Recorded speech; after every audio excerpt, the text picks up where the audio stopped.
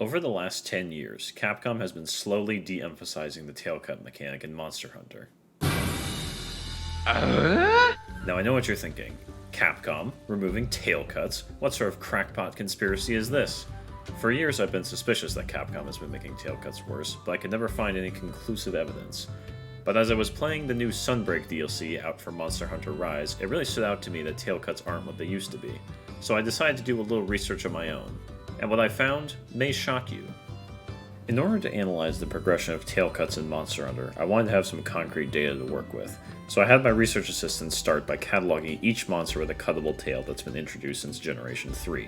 I started with Monster Hunter Tribe, because that was the first game in the series that I played, and I know for a fact that none of you played Monster Hunter 1 or 2. Okay? Do not try to tell me that you played Monster Hunter 1 or 2. If you say you played Monster Hunter 1 or 2, you're either a middle-aged Japanese man or you're lying.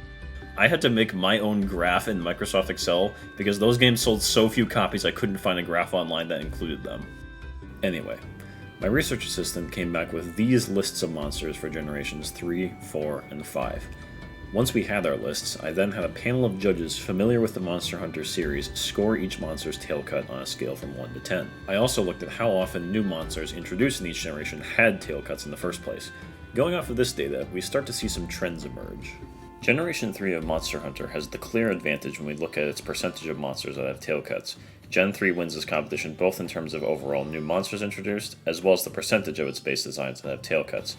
This data also doesn't account for monsters from previous generations that appear in these games, and Gen 3 has an advantage here as well with how much the games lean on old monsters with big tail cuts like Rathalos and Diablos. When we look at how my judges score the tail cuts in these games, the data tilts towards Generation 3 even more. 4 of the 5 highest rated tail cuts in the series are from Generation 3, as well as 6 of the top 10 and 10 of the top 20. To put that another way, Generation 3 has about as many top quality tail cuts as Generations 4 and 5 combined. Generation 3 is also home to our tail cut champion, the Deviljho, who is the only monster on this list to get a perfect score, and is the obvious correct answer for talking about best tail cuts in the series. Deviljho's tail cut is so good that it basically spawned its own standalone meme, and the Deviljho also has a unique mechanic where it will eat its own tail to recover hunger after you cut it. The most telling piece of data in my mind is the average score of a tail cut from each generation. The average score for a tail cut from Generation 3 was 6.3 out of 10 points. Interestingly, both Generations 4 and 5 had an average tail cut score of 3.3 out of 10. That's a pretty steep drop-off. And while I realize that this data is subjective, I do think it provides a pretty good indicator of how players are perceiving the quality of tail cuts in each game. Even if you were to break down the centimeter measurements of each tail cut, those numbers still do account for player perception of how much each game emphasizes tail cuts. So what happened in Generations 4 and 5? Well, there are a few different things we can look at. One of the big changes we start to see in Generations 4 and 5 is that Capcom starts to focus on tail breaks instead of tail cuts. In some cases, like the Glavenus, this works reasonably well as a stylistic choice, but what more often ends up being the case is you expect a big tail cut and end up removing either a small piece of the tail, or just damaging the tail rather than removing it at all. This was something that my judges graded very harshly, in large part because of how disappointing it is when you expect a big tail cut and end up with basically nothing instead. What we also start to see in Generation 4 is a change in the type of monsters that appear. Since Generation 3 introduced water combat to the series, there's a big focus on Leviathan-type monsters in those games, all of which tend to have pretty good tail cuts. In Generation 4, this emphasis on Leviathans goes away, and we start to see more beast and bug-type monsters.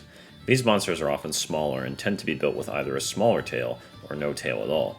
I think that these changes in design philosophy are probably the biggest part of why tail cuts aren't what they used to be, and we can see from the data I gathered that this change took place pretty quickly. So now that we've looked at the data, the question has to be asked, why is Capcom de-emphasizing tail cuts? When we look at the third generation of Monster Hunter, we can see that tail cuts were a huge priority for these games, and so you have to wonder if there may have simply been a change in design philosophy behind the scenes.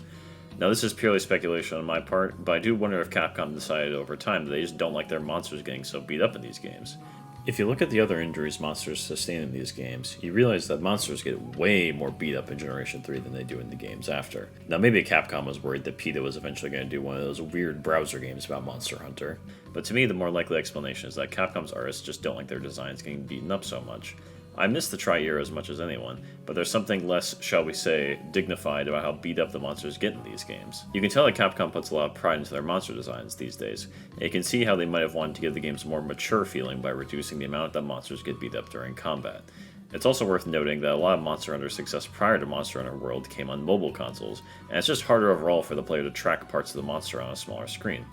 It might also just be a simple game design thing. As these games get more advanced technologically, it becomes more and more of a hassle to manage the hitboxes on monsters' attacks before and after you cut off the tails. Whatever the case may be, it's clear that Capcom just doesn't value tail cuts to the extent that they used to, and that is a little bit sad to me as someone who grew up with the third generation of Monster Hunter games.